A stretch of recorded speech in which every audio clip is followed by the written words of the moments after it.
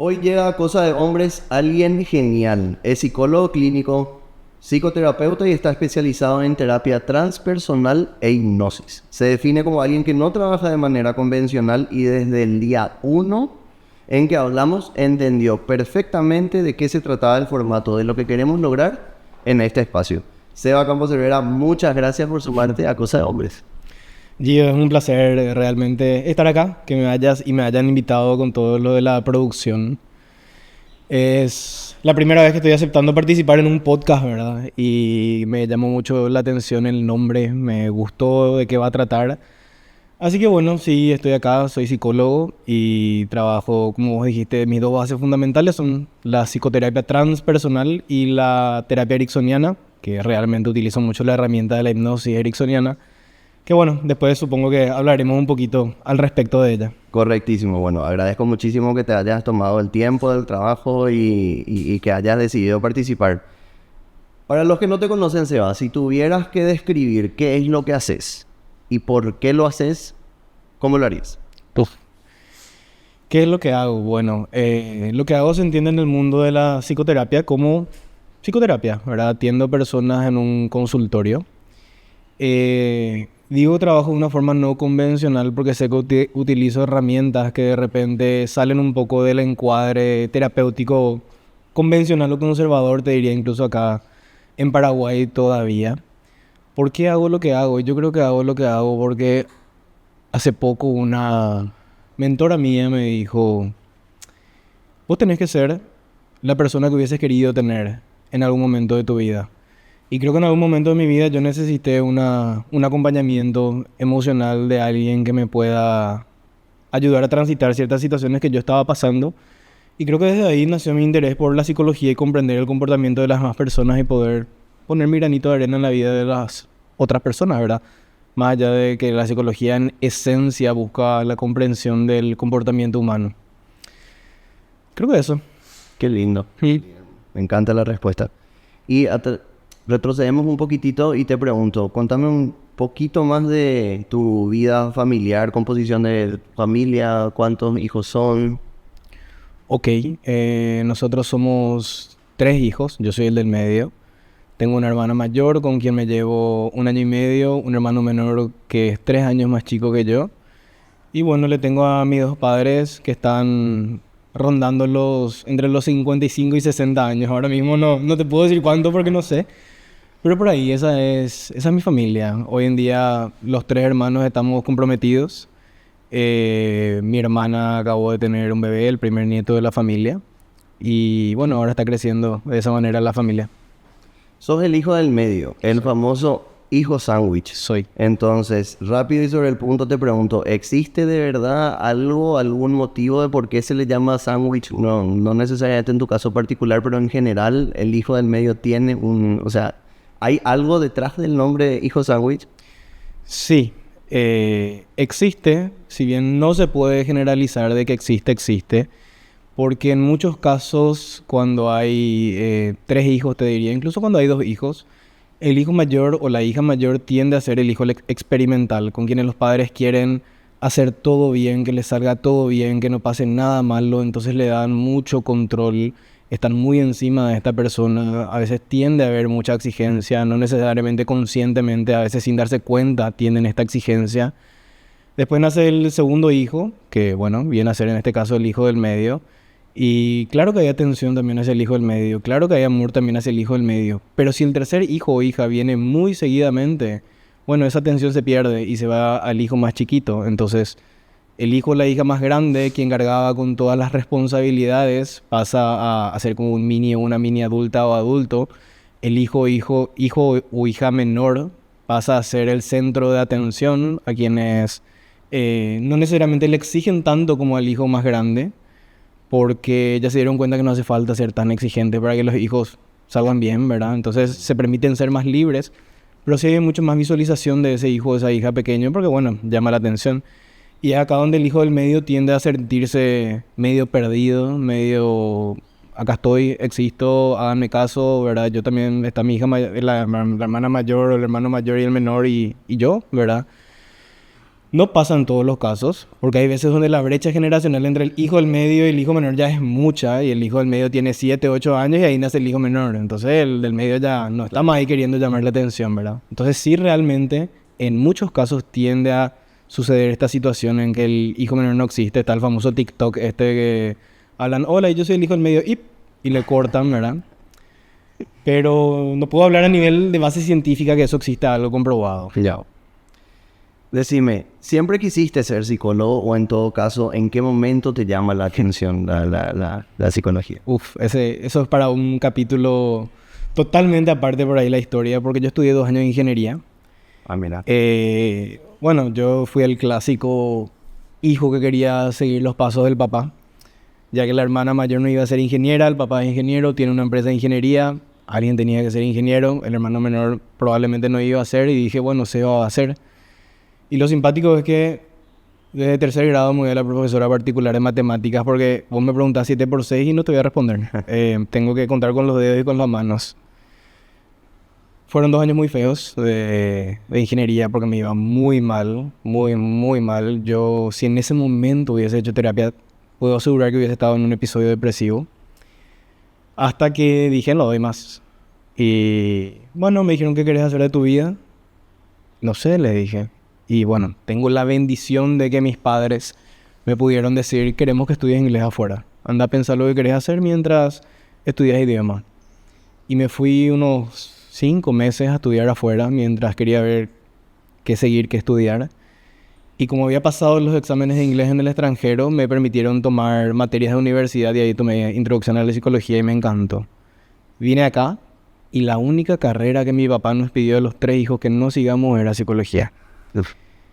Y bueno, le dije, quiero ser psicólogo. Y al comienzo fue negativa la respuesta, muy negativa, pero cuando se dio cuenta de que iba en serio esto y que yo lo iba a hacer cueste lo que cueste, decidí apoyarme después de un tiempo. Pero costó mucho. Costó por temas personales de mi papá en relación con su familia y con la psicología. Esta pregunta por la general yo la dejo para más adelante, pero aprovechando tu formación y tratando de mezclar un poco con la información que me acabas de contar, ¿por qué crees que a los hombres nos cuesta tanto hablar de emociones, sentimientos? Ok. Bueno, a mí me sorprendió gratamente tener muchos pacientes hombres. Encuentro que cuando los pacientes hombres van al consultorio encuentran un espacio donde se vuelve como un... Tengo que venir a este lugar cada tanto, porque por primera vez están encontrando un espacio donde pueden abrirse y hablar con alguien de cosas que ni siquiera hablan con sus amigos, ¿verdad?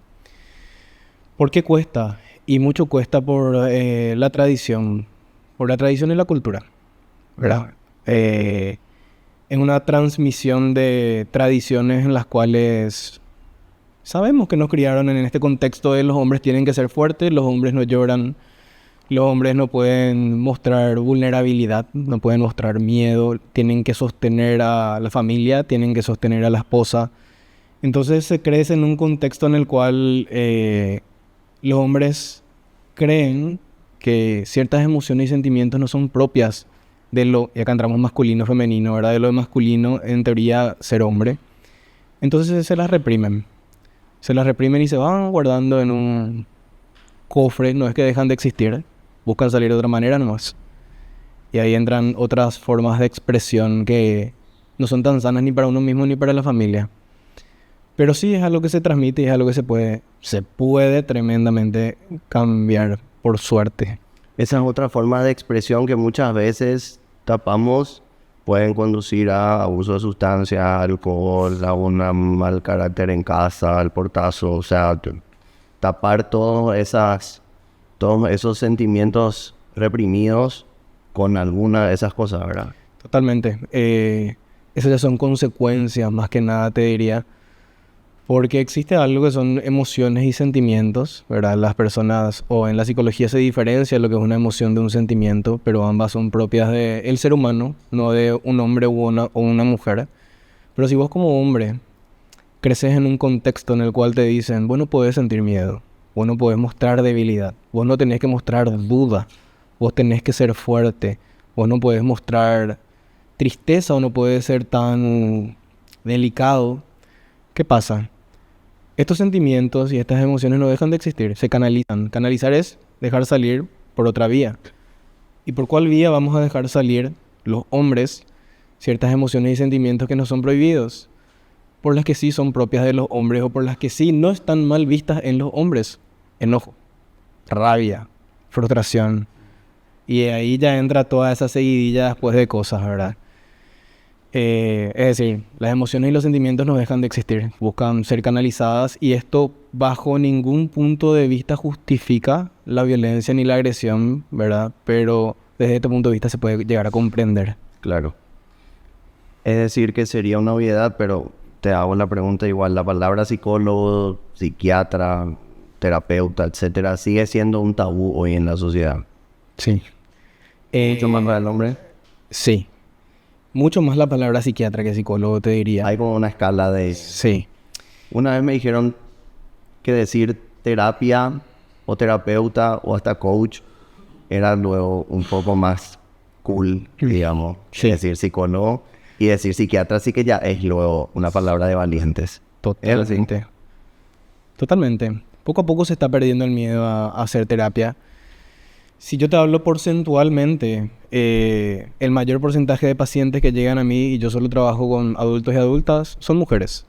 El siguiente porcentaje de pacientes son hombres de la comunidad LGBT y el porcentaje más mínimo de pacientes que yo tengo son hombres heterosexuales que muchas veces no vienen por ellos mismos, vienen porque la esposa le dice, ¿te vas o me voy?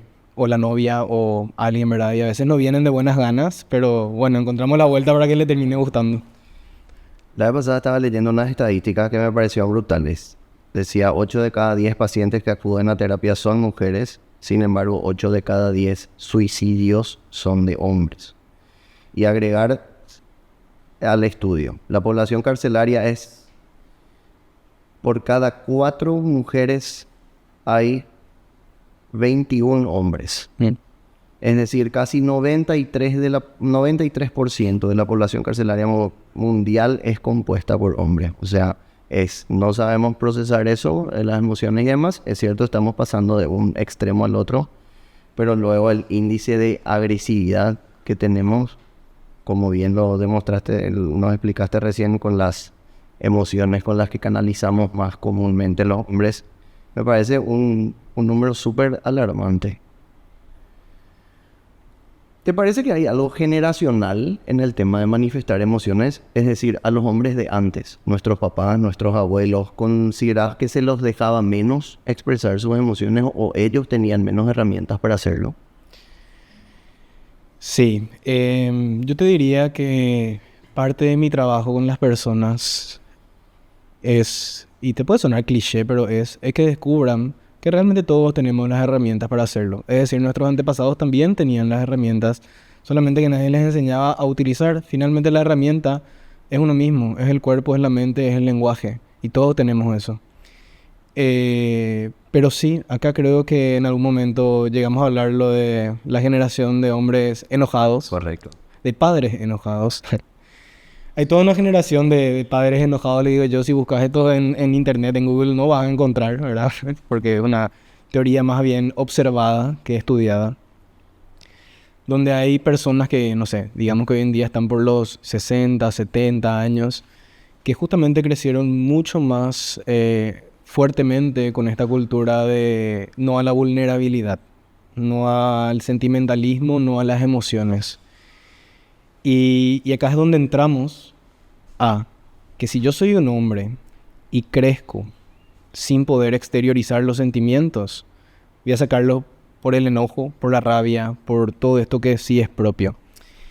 Y que yo llamo a la generación de padres enojados. Y por padres me estoy refiriendo a hombres. Porque viste que a veces padres incluye la mamá, a veces reunión de padres incluye mamá y papá. Bueno, ahora me estoy refiriendo a padres hombres.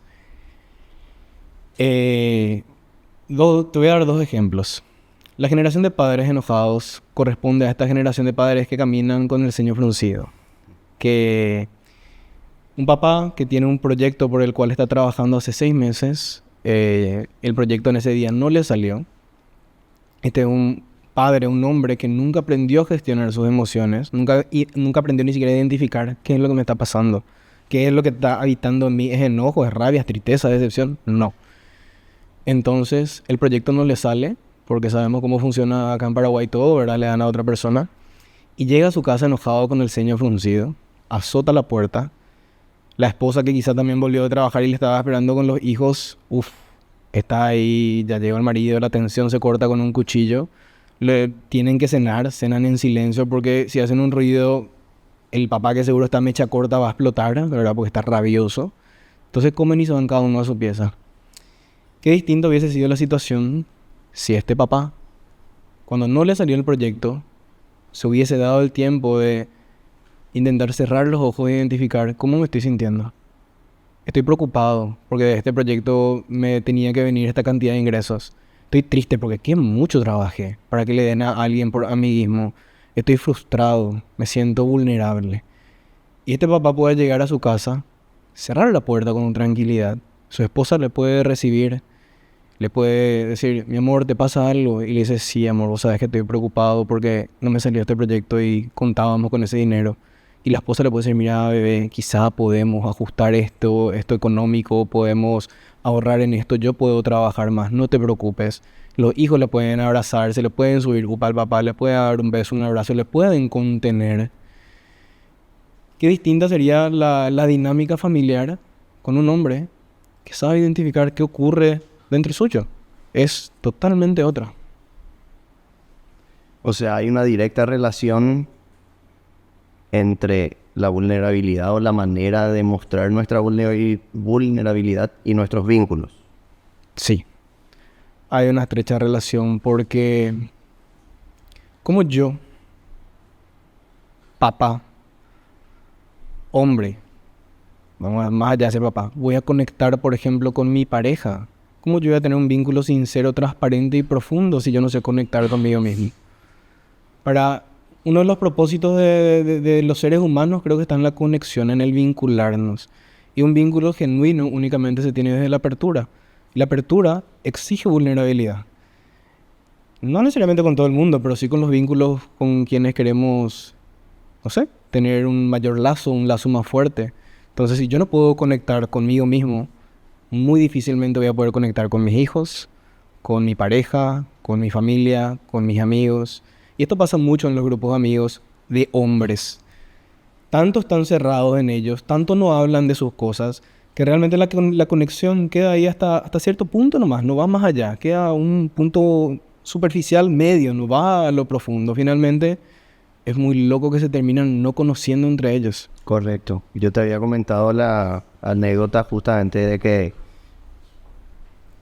parte que este espacio nace de esa necesidad de hablar de estos temas, porque con las diferentes crisis por las que he atravesado, yo me di cuenta, y te lo comenté cuando hablamos, que mi gran círculo de confianza para hablar de estos temas estaba 99% compuesto de mujeres. O sea, era mi esposa, mi mejor amiga, mi terapeuta que es mujer, mi hermano, mi mamá, y así íbamos. Y eran muy pocos los hombres con los cuales me podía sentar a hablar de estas cosas.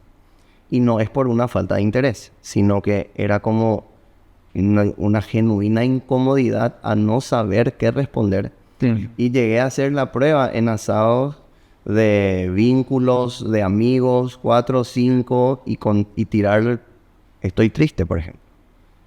Y era hasta simpático la forma del ping pong visual entre todos, como quién se hace cargo de esto. O sea, sí. La fórmula de cómo resolver tal crisis en el trabajo, todos tenían la respuesta, pero nadie sabía qué decir ante una persona ante un hombre que podía decir que estaba triste. Te pregunto, hombres con conciencia, ¿tendría que ver más o menos con todo esto que estás hablando? Sí. Al menos del campo en el cual yo trabajo, la toma de conciencia implica sí o sí una mayor evolución hacia todo lo que tiene que ver con los sentimientos, con las emociones, con la empatía, ¿verdad? Yo hablo de hombres con conciencia cuando trabajo con hombres que pueden empezar a entender ciertos comportamientos, cómo lo mío le afecta a otra persona, cómo había sido, yo le estoy invalidando a mi pareja al decirle, pero eso no es para tanto, o no te sientas así, ¿verdad? Es totalmente distinto si un hombre le puede llegar a decir a su pareja, amor, ¿por qué esto te está molestando tanto? Vamos a sentarnos y entender. ¿De dónde molesta? Entiendo que te moleste, pero ¿de dónde molesta? ¿De dónde te duele esto que dice y por qué te duele? En vez de decirle, no te puede doler eso. Es decir, cuando las personas vamos tomando conciencia, la evolución de conciencia implica necesariamente evolución en la empatía. Y evolución en la empatía implica necesariamente poder conectar con las otras personas desde su propia posición. Entonces sí, yo creo que un espacio terapéutico, y ojo, que más allá de psicoterapia, lo que cada persona considere terapéutico para sí mismo o para sí misma, necesariamente tiene que ser un espacio de expansión de la conciencia, de volver a ir hacia adentro, te diría. Porque finalmente es eso. Quiero saltar un poquitito, hacer un ping pong entre muchísimas cosas que teníamos para hablar. Y hay algo que hoy se habla mucho de cómo nos marca o cómo nos marcó, pero también creo que se sobreutiliza la palabra y quiero saber qué es el trauma. ¿Qué es el trauma? Ok. Te pregunto. Trauma es una palabra muy fuerte y las personas no quieren aceptar que existen ellos porque es fuerte, ¿verdad? Sin embargo, cuando tienen un traumatismo craneal no tienen problema en decir, sí, tengo una fractura, un traumatismo del cráneo. Sin embargo, cuando es algo emocional parece que, no tengo ningún trauma, ¿verdad? Nadie quiere aceptar que lo hay cuando de verdad lo hay, pero viste que está como también, todo es un trauma hoy. Eso Sí. un trauma, cura tu trauma, habla de tu trauma, o sea... Por eso, desde ciertas perspectivas, no le llamamos trauma, le llamamos heridas. Ok. Existe en psiquiatría y psicología el trauma con T mayúscula, se le dice, que son experiencias que efectivamente pusieron en riesgo tu integridad. Y no importa si fue en la infancia, adolescencia, adultez. Accidentes de tránsito, catástrofes naturales, abusos, violaciones, violencias excesivas, etc. Es decir, realmente tu integridad estaba en juego. Pero hay traumas con T minúscula, que son experiencias emocionales que vivimos en épocas o en momentos vulnerables, que también dejan algo en nuestro cerebro que se llama huella anémica, que es un impacto emocional. Y acá es donde entran todas estas otras teorías que hablan de las heridas de la infancia, por ejemplo, que hablan de haber vivido experiencias de rechazo, de abandono, haber sido víctima de bullying, no haber sido tenido en cuenta, haber sido coartado en la libertad de ser un niño, ¿verdad? Hay niñas que, por ejemplo, son mini adultos, por ejemplo, o hoy en día hay niñas que quieren jugar fútbol y no porque eso de los nenes, o niños que quieren jugar con una muñeca y no porque eso de las nenas. Se coarta la libertad, ¿verdad? Y todo esto va dejando huellitas. La palabra trauma suena muy fuerte para este tipo de experiencias, pero también entran dentro de lo que serían por el impacto que tienen a la larga, ¿verdad? Te puedo, así resumidamente, una persona que vivió experiencias de abandono tiende a generar vínculos de mucha dependencia porque no quiero que me dejen, o por el caso contrario, tienden a siempre alejarse de las personas. Yo le estoy conociendo a alguien y mi mente, buscando protegerme de abandonos, porque ya sabe cómo se sintió alguna vez, va a decirme, Seba, esta persona quiere joder nomás. Claro. Esta persona seguro sale con muchas personas. Entonces yo como mecanismo de defensa le dejo antes de que me deje. Capaz ni existía la situación de que me iba a dejar. Pero desde esa herida, desde ese trauma, yo tengo ese miedo, ¿verdad? ¿Los traumas deben ser trabajados? Y amplío la pregunta, ¿el trauma se olvida, se supera en el caso de ser trabajado? ¿O pueden quedar activos? ¿Cómo funciona el trauma en nosotros, en nuestra psiquis? Yo les suelo decir a mis pacientes que el olvido solamente existe si tenemos como un traumatismo en la cabeza por ahí. No nos olvidamos. Hay personas que me dicen, quiero pasar de página. Pasar de página implica para ellos olvidar. Pero si vos lees una novela, vos pasás al siguiente capítulo y no te vas a querer olvidar de todo lo que leíste, porque si no, no va a tener sentido. Si vos estás leyendo un libro sobre el aparato digestivo y leíste sobre la boca, no vas a querer, cuando pasás al estómago, haberte olvidado de lo que sucede en la boca. Es decir, el olvido no sucede. Sí, cuando el trauma es muy fuerte para lo que en ese momento estuvimos preparados para lidiar con a nivel emocional, se reprime. La represión no es olvido. La represión es enviar a un lugar donde quizá en algún momento de nuestra vida vuelva a brotar cuando estemos listos para sobrellevar. Lo que sí las personas que trabajamos terapéuticamente, acá te hablo como paciente, trabajamos en tomar conciencia de nuestra historia para entender por qué ciertas cositas quizá nos sacan más del lugar, nos duelen más o nos enojan más que otros.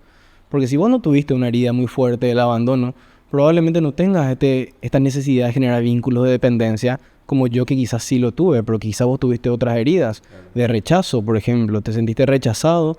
Entonces, si no te agregan a un grupo de WhatsApp, para vos es lo peor que te puede pasar en la vida porque, Dios mío, me están dejando de lado, ¿verdad? Hace poco leía una frase que en teoría está atribuida a Freud, que dice: recordar es la mejor manera de olvidar. Es decir, recordar es darle entidad, es poder decirlo en voz alta, y solo de esa manera podríamos convertir el dolor en recuerdo. Sí. Hablaste del bullying. Yo te había comentado cuando hablamos la primera vez que yo tuve un escenario de un caso de bullying en un colegio a los 11, 12 años más o menos. Mis padres me cambian de colegio, que para mí en ese momento me salvaron la vida. Hoy probablemente 25 años más tarde, quizá no haya sido de vida o muerte la situación, pero sí ubicándome en aquel niño vulnerable de esa edad, para mí se sintió un cambio absolutamente grande. E hizo mucho de lo que soy hoy, de lo que enseño a mi hija, de cómo quiero que se comporte con sus compañeros, mucho de lo que soy. Yo tengo entendido que vos también pasaste por un caso similar de bullying. No sé si te animás, ¿querés contar al respecto? Sí, mira, vos sabés que realmente sí puede ser de vida o muerte. Quizá para vos no fue, pero hay chicos para los que sí es. Y chicas, hay chicos y chicas que literalmente se sacan la vida por bullying. Así que lastimosamente en algunos casos sí llega a ser de vida o muerte, ¿verdad? Porque los diversos tipos de bullying, sobre todo el aislamiento, son muy fuertes para los adolescentes. Sí, efectivamente sí. Yo viví experiencias de bullying a nivel verbal, a nivel psicológico, incluso te diría a nivel físico, me llegaron a quemar la cara. Y fue a partir de séptimo grado, te diría, que empezó todo esto. Lastimosamente yo nunca tuve el valor, porque como adolescentes tenemos vergüenza de contarle a nuestros padres lo que nos pasa, de pedirles que me cambien de institución. Mentira, sí pedí que me cambien de institución, pero nunca conté el por qué. Ellos creían que era por mero malcriadismo mío que quería estar en otro lugar, ¿verdad? Pero sí, también pasé muchas experiencias de bullying a lo largo de séptimo grado a sexto curso, te diría. Quiero saltar un poquitito, porque bueno, el fin de todo esto es normalizar un poco la conversación, ¿verdad? Sí. Normalizar la conversación de emociones, de sentimientos. Y quiero saber, a vos como terapeuta, los casos que llegan a tu consultorio, requieren de que vos, o sea, te cargan también a vos con un cierto nivel de ansiedad, de angustia. Es necesario que vos como terapeuta hagas terapia también, como para liberar esa mochila, esa carga, digamos. Me encantaría decirte que no, pero la realidad es que sí, ¿verdad? Mi propia mente, te diría, a veces en mis sueños me hace notar que sí, hay cierta carga que queda conmigo. De igual manera, como terapeutas, nosotros tenemos un entrenamiento en saber dejar en lo de los demás, lo de los demás. En lo tuyo, lo tuyo. Hace poco una amiga me llamó diciendo que había terminado con su novio, lloró mucho en el teléfono y al terminar la 1 hora de conversación me dice: pero Seba, este es mi dolor, déjame que yo voy a lidiar con él, gracias por escucharme. Para mí fue hermoso que me diga eso. Yo sabía que yo iba a hacer eso, sabía que su dolor no era mío, ¿verdad? Pero eso es exactamente lo que personalmente hago en terapia. Lo que cada persona trae a mi espacio es suyo, no es mío. Y para mí es importante recordármelo eso todos los días. Es importante que los terapeutas hagamos terapia, sí o sí. Nuevamente, no solamente psicoterapia, actividades terapéuticas, actividades de conexión con uno mismo, actividades de conexión con las emociones, de comprensión de lo que nos está pasando. Y personalmente sí, yo hago también terapia. Y al mismo tiempo, yo por lo menos considero que mi salud mental tiene mucho que ver también con la forma en la que llevo mis vínculos. Y en este caso, para mí, mi relación familiar y mi relación con mis amigos es extremadamente importante. En tu caso particular, ¿sos una persona de tener muchos amigos? No, no. Soy una persona con un grupo sumamente mínimo de amigos. Es decir, si te hablo de amistades íntimas, ¿verdad? Correcto. Muy poquitos. Y tengo la suerte de que todos estos amigos son... Ni siquiera es un grupo de amigos, ¿eh? Son todos amigos individuales. Y cuando yo hago algo le invito a todos y ahí se arma el grupo, pero no son ni siquiera muy amigos entre ellos. No soy una persona de grupos, y eso está claro. Nunca fui una persona de deportes colectivos, ni fútbol, ni básquet, ni vóley. Siempre fui una persona mucho más individual en ese sentido, natación, tenis, ¿verdad? Y me pasa exactamente lo mismo con los vínculos. Soy una persona más de individuos que de grupos. Pero ¿tenés con quiénes confiar en esos momentos de necesidad, momentos de bajón, o tenés ese teléfono rojo que ya le llamo para...? Tengo. Sí. Nunca me voy a olvidar que una vez, habiendo terminado una relación, estaba tan mal, tan triste yo. Llorando le llamé justamente a un amigo, hombre heterosexual, ¿verdad? Y le lloraba yo al teléfono y me dice, amigo, vos en esa relación diste tu 120%. Con eso te podés quedar en paz. Que él me haya dicho eso, yo sabía, pero haber tenido su palabra, yo dije, cierto, yo di mi 120% en esta relación. Si no fue, o si fue hasta donde tuvo que ser, ok, yo no podía dar más de lo que puedo dar, ¿verdad? Así que sí, hay. Para quienes están escuchándonos, ¿qué señales podríamos decir que nos da el cuerpo para mostrarnos que hay situaciones o cosas que nos sacan de nuestro equilibrio, paz mental, y que tendríamos que ser un poco más observadores a esas cosas? ¿Qué podríamos decir? Mira, desde donde yo trabajo, cuerpo-mente es uno solo. Se habla de la integración cuerpo-mente. El cuerpo da señales de lo que pasa en nuestro mundo emocional interno, cognitivo, en lo mental, y reacciona. Cada persona va conociendo su cuerpo. Hay personas que saben que cuando están estresados o bajo mucho trabajo o muchos conflictos emocionales, tienen acné. Hay otras que tienen gastritis. Hay otras que les tiembla el ojo. Todas estas son señales físicas de que algo emocional está ocurriendo. La primera banderita roja de que algo te pasa generalmente son emociones.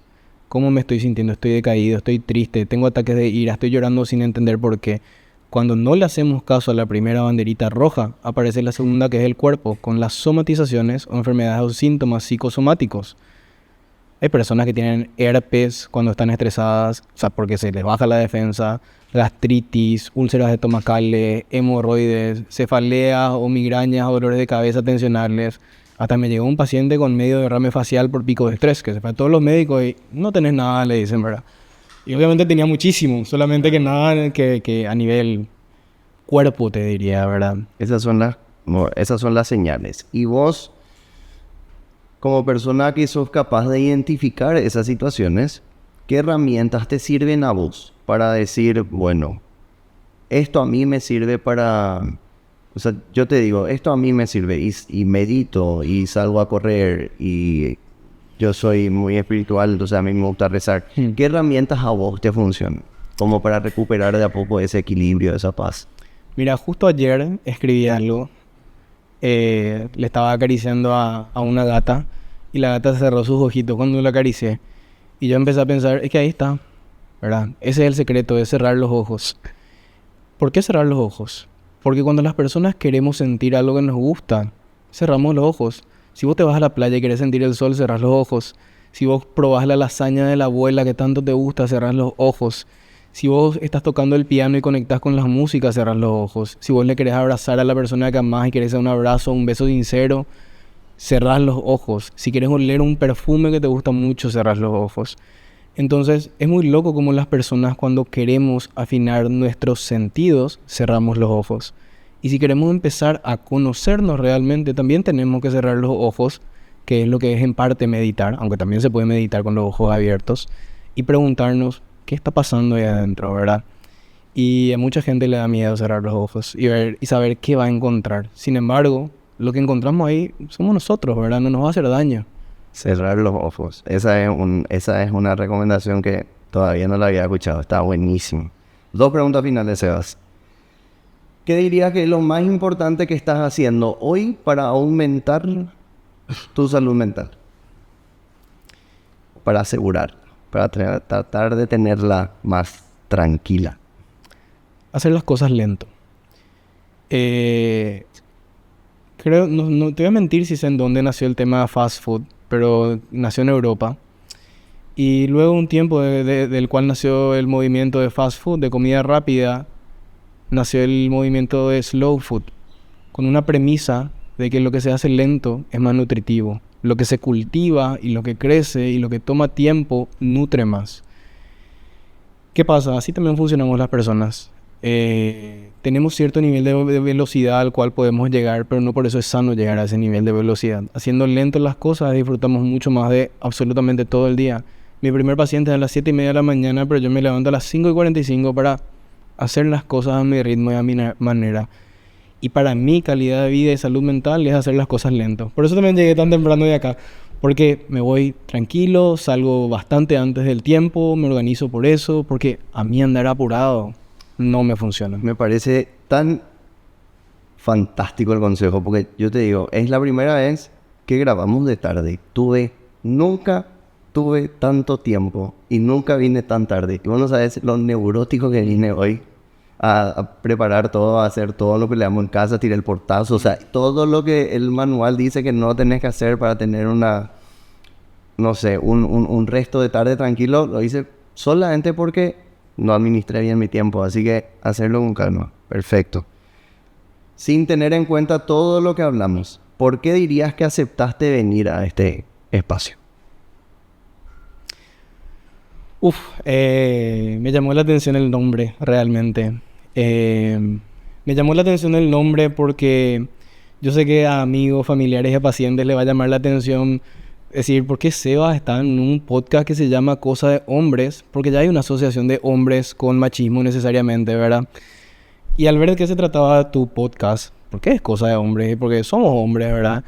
Dije, no, yo tengo que estar también en este espacio. Es importante también que la voz de un hombre pueda empezar a ser escuchada, no solamente por mujeres, sino también por otros hombres, para que con el alcance que vos tenés, ¿verdad?, también haya un espacio donde ciertos hombres puedan empezar a cuestionarse y decir, espera un poco, capaz no estoy tan enojado, capaz lo que estoy es triste y necesito cerrar los ojos y conocerme.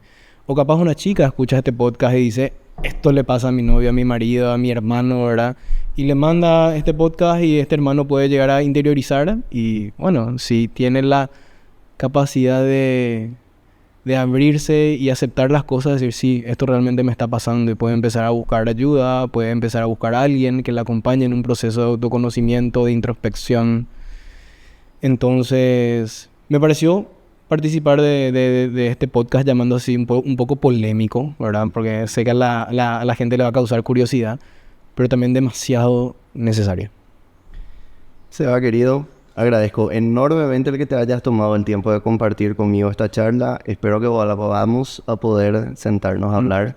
Sé que faltó hablar de muchísimas cosas más, pero bueno, va a ser un enorme gusto tenerte de nuevo. Así que agradecerte de nuevo por pasar por Cosas de Hombres. El agradecimiento es mío, Gio, realmente. Así que un placer estar acá. Y sí, de cada punto que hablamos podemos extendernos 1 hora por punto. Así que, cuando quieras. Gracias, Seba.